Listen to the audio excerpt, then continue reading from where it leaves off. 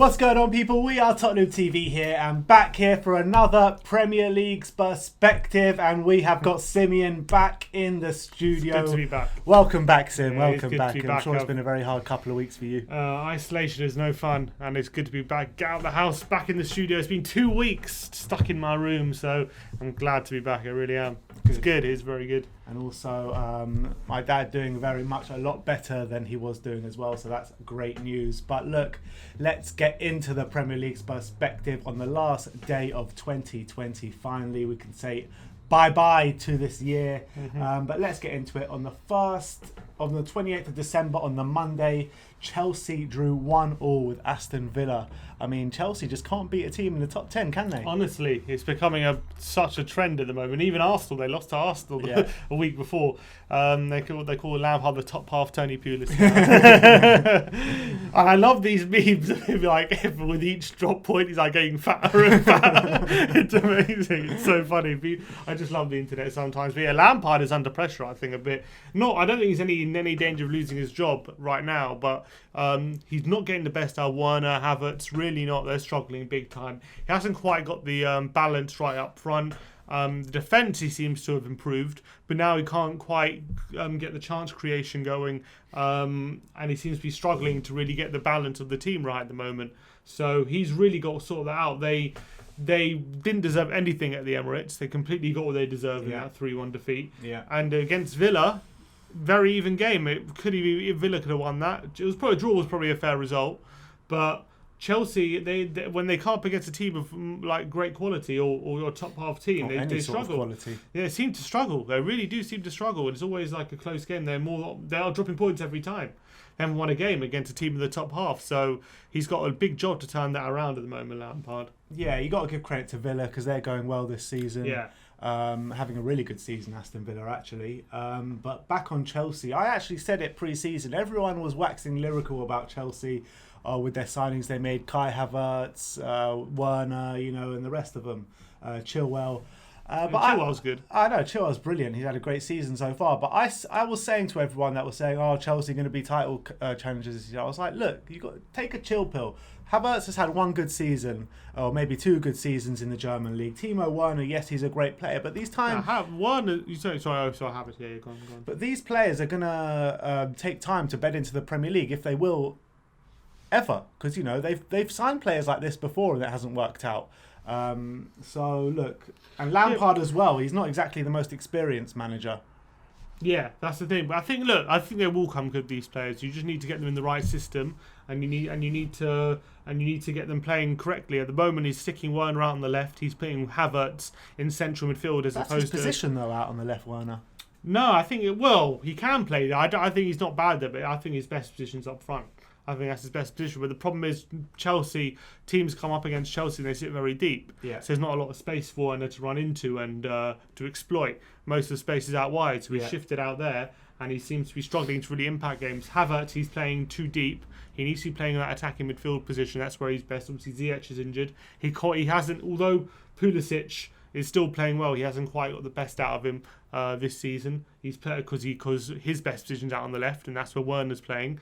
The striking position, he seems reluctant to play Giroud, even though Giroud, whenever he starts... Scoring it. Well, to be fair, Tammy Abraham's got a few goals the last couple of games. He got a couple against West Ham, but Giroud's the one who's the most informed striker, but he can't decide between the two who he wants to play. Yeah. So Lampard's got he's got his work cut out for sure in his Chelsea job. And, if they do finish outside the top four, I think he's in big trouble. Oh, yeah, for sure. With the amount of money they spent this summer... outside of the top four is not an option for Lampard, I'm afraid. Yeah. I think if they finish inside the top four, he'll be safe for now. Yeah, I mean, it was all rosy for Lampard at Chelsea when they had a transfer ban and they had no real expectations. But now they've spent so much money and they've got all the expectations behind him. He's struggling a bit, and I always felt this job came a bit too soon for Lampard anyway. Yeah, he's struggling right now. We'll have to look, it's still early days in the season. It's so tight that a few wins for Chelsea and they're right up there. So I wouldn't write him off just yet. But I think he's definitely got a big job to get these players playing. And we'll have to see how he pans out. But at the moment, he is struggling. He is struggling a bit, especially when it comes up against the better teams. Yeah, but obviously credit to Aston Villa as well because they're on some really good form. Yeah, El Ghazi in really good form. 5 goals in 5 games, I think it is for him. That's really good. And, that was John Terry back at Stamford Bridge as well. He was loving it. Yeah, but look, they got a good team, Villa. I think Villa, they're playing very well at the moment. They've got They've played well all season, haven't they? They have, however, it is a bit skewed because their next 4 games or 5 games are literally United. I think they're United, City, Spurs, and Everton. I think. So if they can go on a good run of these next 4 games, then they. I predict they won't win more than one of those games. That's what I think. And then all of a sudden their position looks a bit. Well, you already told me off camera that United are not going to beat them. Huh? You already told me off camera that United are not going to beat them. It'll be a draw. That's what I think. All right, let's move on. Crystal Palace 1, Leicester City 1.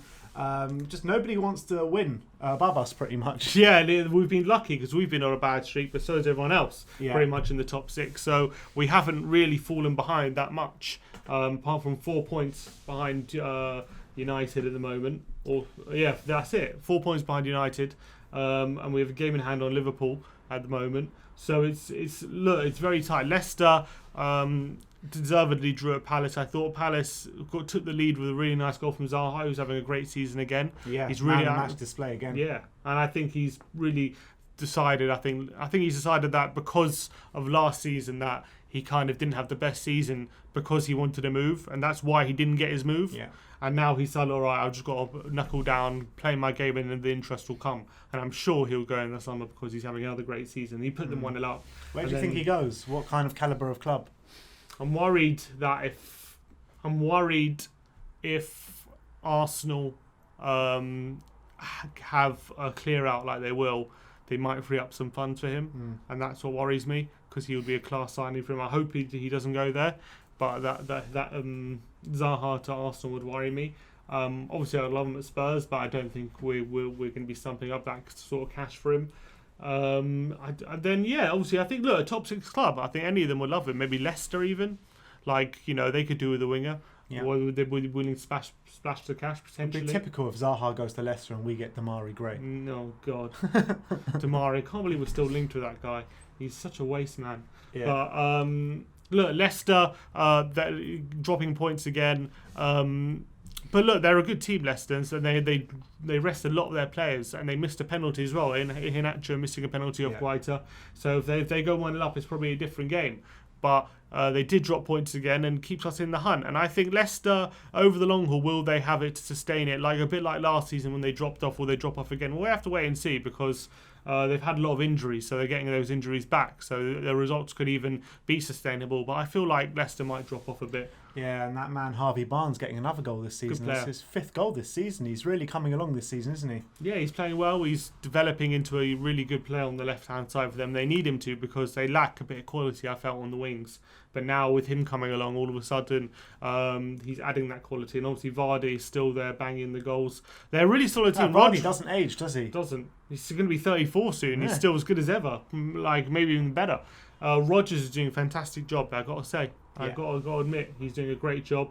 I thought at the beginning of the season he might be in trouble, but he's proved me wrong because of that disastrous end to the season they had last season, and they didn't. I thought they didn't sign particularly well in the summer, but Fofana's been unbelievable. Fofana's been brilliant. Under's been a decent job as well. Seriously. Yeah, Fofana's seriously good centre back at 19 years old as well.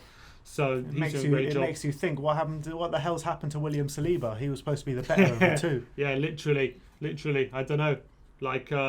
It's a real weird one because Saliba was the main centre back, as you say, and Fofana's come in and just set the Premier League alight, and Saliba can't even get in the under 23s at the moment.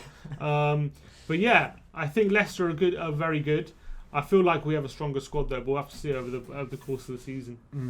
Let's move on to the Tuesday night games.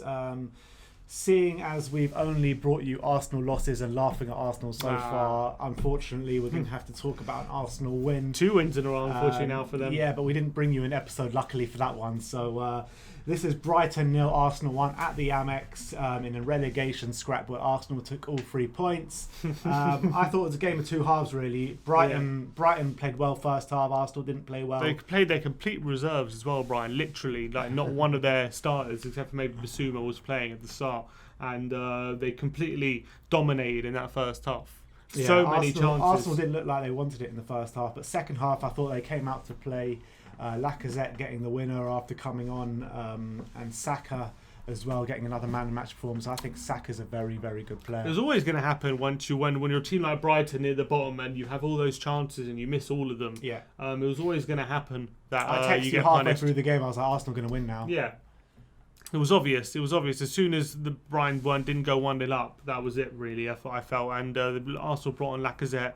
And look, fair enough, Saka with a good assist, Lacazette with a good goal. And for their second half performance, they probably deserved it. But I think it doesn't. I think at the moment, it papers over the cracks a bit of their poor first half performance. I think bringing in a player like Martinelli, he's done well since coming back. I really rate him as a player. They've got a lot of youngsters running around now and providing a lot more energy for the team, which is helping them in becoming more of a threat for the opposition. Because before it was just everyone was languid, just walking around. You had older players who thought they were better than like what Willian. they were. Exactly. Exactly, perfect example. He's been a complete and utter nonsense. Exactly, he's just been rubbish the whole season. And Arteta picked him every week, and now he's even though these players probably aren't as good technically as Willian, they're providing a lot more effort for the team, and they're exploiting opposition weaknesses a lot more than their players are. I'll tell you the truth. I've been impressed with 3 players from them. Saka, I think he's a brilliant player. Smith Rowe and Martinelli, I think they're all pretty good players. Yeah, 3 youngsters who are going to. I think they provided something new for Arsenal. I don't think in the long term I don't think if they start every game this season the results are going to drastically improve. I don't believe that. I think they've got a short term bit of bounce because there's a bit more energy in the team. Yeah. But once teams work that out, they'll results start to drop again. But I got to give them credit. I don't think I give Arteta credit because he was forced into these changes, and it wouldn't really have happened if it wasn't for the COVID situation at Arsenal. Mm-hmm. So they kind of lucked into it. Yeah. But I do give the youngsters credit for improving the results for Arsenal, because without them, I don't think they get these 2 wins. Actually, as you say, they were lucky that this kind of happened, because it happens just before the Chelsea game. They go win that Chelsea game, and now they're going to go on a run. And if it wasn't for this whole COVID situation, they would have lost that Chelsea game. Never knew that these kids were going to do well and then keep playing the crap players. We'll see if they go on a run. I'm not so Well, they've certain. already won 2 games in a row. That's a run for them. Yeah, true. It's a great run for them. Amazingly, they're only 6 points behind us. Exactly. But we have a game in hand. And that game in hand, it is Fulham at home. So. Yeah, so it should be okay there. But it shows how tight the league is, to be honest. Like a couple of wins and all of a sudden you're in sight of the teams above you. That's how tight it is. But Newcastle have a game in hand on them with 1 point behind. They're still very, very close to Burnley and Palace as well, so they're definitely looking behind them instead of in front of them for the moment. I mean they're halfway to 40 now, so they're nearly safe. We'll see how it goes. We'll see how it goes. But maybe by the end of the season they'll hit 40. But one player I want to touch on for Brian, who's been talked about a lot, is Bissouma, who I thought had an absolutely fantastic game, really fantastic game against Arsenal. Dominated in that central midfield area, really on his own a lot of the time. Was doing a great job, and he really impressed me. And he was a player who I thought maybe I could see at Spurs if we had the opportunity to sign him, because he seemed to stand out on the pitch. I mean, he's one of those that kind of touches every blade of grass when he's running. He puts pure effort into the team. He's got a bit of quality about him, and I think we mentioned it before off air that maybe he could be a kind of Sissoko replacement. Yeah, honestly, I would take that. He's young. I think he's got a lot more technical ability than Sissoko, and I think he would improve a lot as well if he came to Spurs. And I was really impressed with his passing as well. So I think, look, I know it's only 1 game, but he's, by and large, apparently he's had a great season. So I was really impressed. So I think he's one we should watch. But he might cost a pretty penny, I think. Yeah, maybe 30-40 million, something like that. Let's go to Old Trafford as their march continues, as they are now 3 points behind Liverpool with a game in hand in second in the league, as they beat Wolverhampton Wanderers 1-0. The Man U march on keeps continuing, this time with a 93rd minute winner from Marcus Rashford, a heavily deflected goal. Yeah. So lucky, aren't they? Really lucky. That was a really, really lucky win. It had 0-0 written all over it this game. I'm not going to say Wolves did enough to win, but I don't think Man United did enough to win either. It was just a pretty drab game, and I was forced to sit. I wasn't forced to sit through it, but I was sitting at home. I was like, all right, I've sat through this rubbish game, but at least I'm going to watch United drop points. And there was a sting in the tail right at the end where Rashford gets that deflected goal, and I thought they didn't even drop, which is really annoying. The most annoying thing about that game was how good Roman Saiss was the whole game. Yeah. He was so good. Didn't give Manchester United any spare change whatsoever. And then whose fault is it right at the end? Roman Saiss.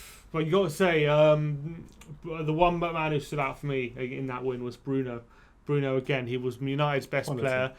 He's been arguably the best player in the Premier League for this calendar year, and he's really stepped up since he's come to the Premier League. And we could have had him. And we didn't pay the money. Well, what do you mean? We got Jedson Fernandes instead. Exactly. We got the better Fernandes, right? Who's about to be terminating his loan. But Bruno Fernandes, look, he's a goal and assist machine. He really is, and his ball in the 93rd minute to Rashford was fantastic. It really was. It was a really good pass, and although Rashford had a lot to do and it was a lucky goal at the end, it was a great pass by Bruno. He was doing those kind of passes all day long, and at the moment they're on a good run. They haven't been that convinced with how they've been playing, but they are on a good run, getting a lot of results. So that's the main thing, isn't it? So if they do start to click and play well, then all of a sudden you're thinking, oh God, maybe they actually do have a chance of challenging for the title. But at the moment, I feel like a drop off is coming at some point. I say that about everyone, but I feel like I say that about everyone. But look, he's doing. Look, I got to give him credit because he's doing a good job, Ollie, and he's under a lot of pressure. And everyone was clowning on him at the beginning of the season, and they've turned it around, and they're playing some good attacking football. But at the moment, from what I see on the pitch, the games they have won when they've turned it around is been a bit like they haven't deserved to win all those games, I would say. But you got to say, attacking wise, they are fearsome. There's not been many better in the league at the moment than their front four. Football comes in waves, and I think they're just riding their wave at the moment. You know what I mean? I think their time will come. The form is coming and going for a lot of teams this season. Look at Everton; they're probably the form team in the Premier League this season at the moment, as it stands. A couple of weeks ago, they lost 4 on the bounce. So, I mean, it's coming in waves. Manchester United, one of the form teams in the Premier League right now, but a couple of games ago, they were losing games on the bounce as well. I just feel like with United, every game you go into it thinking it's possible they could drop points in this game. I think you do that with every team in the league this season. Yeah, I guess. Yeah, this season's a weird season, isn't it? It's hard to properly analyse. But I feel like, at least with Spurs, you always get that feeling because of how we always sit back. But I feel like there are games where Man United get outplayed and they still win, whereas I feel like mostly in control but letting Leeds slip, if you know what I mean. So that's the difference I feel between us. I think in terms of everyone in the top 6, top half, top in the whole league, everyone's got chinks in their armour this season. Yeah. And it's going to make for a very exciting league. I think right now it's very hard to tell who's going to end up where. I don't think the league's ever been this tight. No, going into 15 games and 16 games in. So it's hard to really make a proper analysis. I don't think you can until like maybe February, March this season. Yeah, because it's so close. Really, it's just so close. Yeah. But I guess we'll see. But look, I guess United would argue they got as good a chance as anyone. And I think everyone's underrated the signing of Cavani as well. I think he's done a really good job for them. I agree. I think he's exactly what they needed in it up front, because they had Rashford, Martial, these quick forwards, right, who don't have as much strength, but he's the one who's a poacher. He can play with his back to goal, link-up play, headers as well. So he's exactly what they were missing. He's top quality. And if they can even get 2 seasons out of him, that'll be worth it. Yeah. So United are really coming on strong at the moment, but like every team in the top 6, they're always liable to drop a few points here and there, just like they did at Leicester. Yeah. Let's move on to the rest of the games that day. Burnley 1, Sheffield United 0. and Sheffield United's woes carry on. Wow, yeah, man. And Sheffield United, they're nailed on for the drop surely this season. 14 losses in 16 2 games. points from 16 games. Has there been anyone worse? No, never. No, this is by far the worst. This is even worse. This is worse than Derby. Yeah. With that famous Derby side who Yeah. got battered every week 5-0, 6-0. And they got more points than Sheffield United. Mad. They only won one game all season, And you got, Derby. I mean, for 16 games now, nearly half the season gone, 2 draws, not 1 win. Yeah. But I feel for them but because when you look at last season, how good they were. I feel for them because it's not like they're getting battered every year, Yeah. every game. It's like every game is so close, but literally every game they're not getting the bounce of the ball. Like that's how Sheffield United play. They play with a very, very defensive style, and they don't offer much threat going forward. And they rely on just a couple of moments to get forward. At the moment, they're not making the most of them at all. And then at the back, it's like they're not conceding too many chances, but like the chances they do concede, they're just about going in, or a corner, conceding from a corner or a deflection or something. I think every game, barring 1 or 2, has been by 1 goal. Yeah, when you look at them last season, they were crying out for a good striker. Crying out for a good striker last season. And they got Brewster in. I mean, that's a relegation signing if I ever heard of one. Yeah, he hasn't done much. He did well at Swansea, but he hasn't done much at Sheffield United. But yeah, it must be so frustrating for Chris Wilder losing every single week by 1 goal and knowing that you're just 1 goal away from a point every week, and they just haven't been able to do it. But now it's 14 losses. I don't see them sacking Wilder. I think they'll do what Burnley did in terms of they'll go down with him with the hope that he can bring them back up. And then that's what Burnley did with Deitch, and it worked for them. And now they've been an established Premier League side for a few years. Do you think it's an unsavable situation, Sheffield United, this season in the Premier League? Is it unsavable? It's very close to being that. They're 11 points off, so we're nearly halfway through. Look, in terms of down the bottom, it's not unsavable because if you go on a run, then you never know. You could always force yourself back in the situation. But I just can't. I can't see them going on a run at the moment. I can't see it. I don't see where the goals are coming from. That's the thing for them. I don't see where they're scoring 8 goals all season, and you need to win to score goals. You know, you can't go on a run just by keeping clean sheets. You need goals to score to win games, and I don't see where the goals are coming from. But Burnley winning, keeping their Arsenal in their sights, 4 points behind them with a game in hand. So Burnley have turned their season around outside the relegation zone now. Yeah, I mean Burnley as well. What, they've only scored 9 goals this whole season. Mad. That's only 1 more than Sheffield United. They have 7 more points than they do goals. That's mad. That's mad. That's mad stat. Yeah, that is crazy. I don't think I've ever seen that before. A stat like that. More goals and more points than goals. Very rare. But look, yeah, Burnley are doing all right, and they look like they're going to be safe. Yeah, I agree.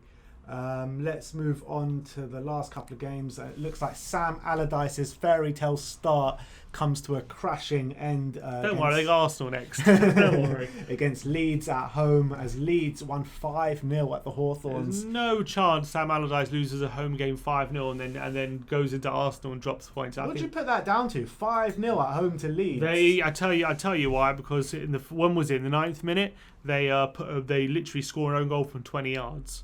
They literally, I didn't see didn't that. see it. Literally, No. the guy turns around and he's a fullback. He's been pressured by the winger. He turns around and passes back to the keeper, and the keeper wasn't in goal.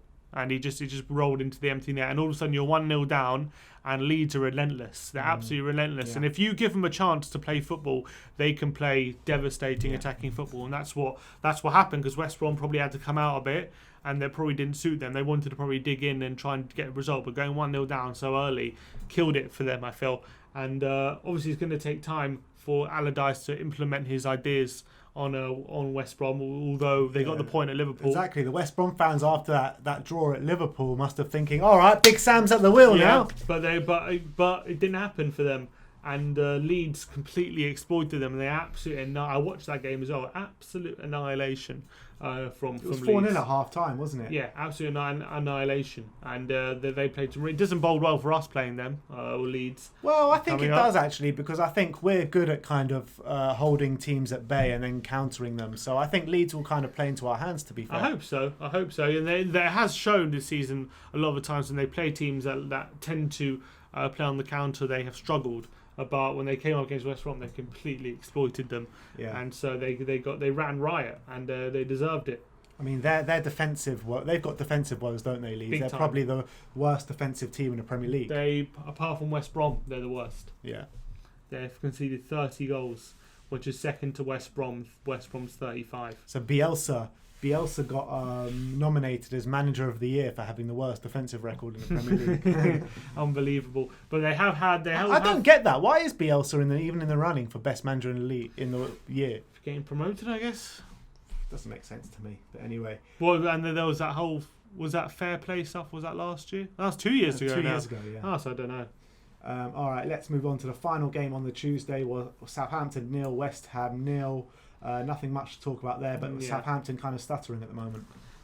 Yeah, they haven't won in 4 games now, so they are stuttering a bit. 3 draws and loss. They're still getting a few points here and there, it looks like, but they are stuttering a bit. But look, Danny Ings has just come back in the team, so expect a few more goals from him in the future, and obviously a decent point for West Ham, who look like at one point to be top 6 challengers. They still might do that. They're not far behind, but they're dropping off a bit. Yeah, I mean, Moisey's doing a good job this season, isn't he? Yeah, definitely. It's his best work since Everton. And then the 2 games to be called off were Tottenham against Fulham and Man City. Who are they against? Everton, that's right. Those were the 2 games that got called off. And the last game we're going to talk about is last night's Newcastle against Liverpool. The game finished 0-0. I mean, Liverpool stuttering as well. Since beating Spurs, I think they've drawn with West Brom and drawn with Newcastle. Yeah, 2 results they probably wouldn't have expected. So 2 draws and 2 games they dominated and couldn't break the door down. But, 2 games they definitely expect to win, so they'll be disappointed. But it leaves the door open big time in terms of the title race. Those 2 draws with United 3 points behind with a game in hand. Everton 4 points behind with a game in hand. Villa 7 points behind with 2 games in hand. Spurs 7 points behind with 1 game in hand. And City 7 points behind with 2 games in hand. So really, mention Leicester 4 points with no games in hand. And Leicester 4 points with no games. I'm just talking about the teams who could catch points on them. So it really leaves the door open for this title race. It's really if teams can take advantage of that, especially us, who I most care about, but obviously the other teams as well, then it really is there for the taking for someone at the moment. Obviously Liverpool, big favourites still because they've shown consistency over the past 2 years. They know how to get results, but at the moment it's still up there. They've drawn 3 of their last 5 games, Liverpool, so they're definitely winnable games as well. Exactly, so they're definitely capable of showing of dropping points this season. So, and also, with the long-term injuries to Van Dijk and Gomez, will that start catching up them even more so than it already has? We'll have to wait and see. But Thiago came back and looked really good against Newcastle. Yeah, came off the bench. And at the end of the day, Carl Darlow probably did get man of the match. So they'll probably point to those, and they'll probably point to that and say we deserve to win, and if we keep playing like we are, we'll get the wins. So and we said that after our Newcastle game as well. We did, yeah, we did. And then, but the problem is we stopped playing like that because we should have battered Newcastle. Another Carl Darlow masterclass. Yeah, he's 30. I didn't realise he's so old. I thought he was a younger keeper as well. Yeah, he's kind of completely displaced Dubravka now. But Dubravka's injured, isn't he? Yeah, but he's definitely number 1 now. Because I thought Dubravka was a good keeper. He is, but he's outshining him at the moment. But look, it's Liverpool dropping points is big for the whole Premier League, and look, you never know. If it looks like anyone who puts a run together at the moment, 3-4 wins in a row, but will go top at this current rate. So it's so tight.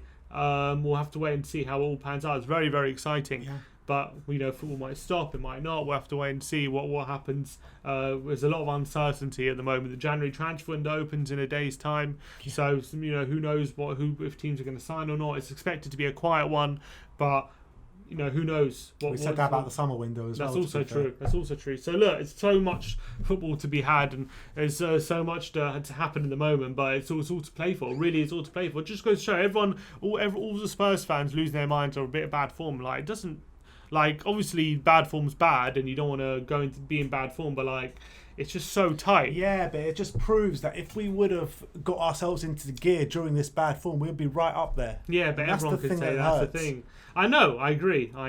And it's so annoying because Palace and Wolves, we had the initiative and we gave it up. Exactly. West Ham and Newcastle had the initiative and we gave it up. All these games would like see us top of the league by a decent margin, probably. That's why Jose must be pulling his hair out. Yeah, but look, it's still a lot of football to be played, all to play for, and we're not out of anything at the moment. That's the reality. Just by the table, and no one's out of anything. Mm-hmm. All right, so there you have it. That is this week's Premier League perspective. I want to wish all you guys a very happy new year out there and have a good one. Hopefully we wish for much better things in 2021. Like, subscribe and comment. And as always, come on you Spurs!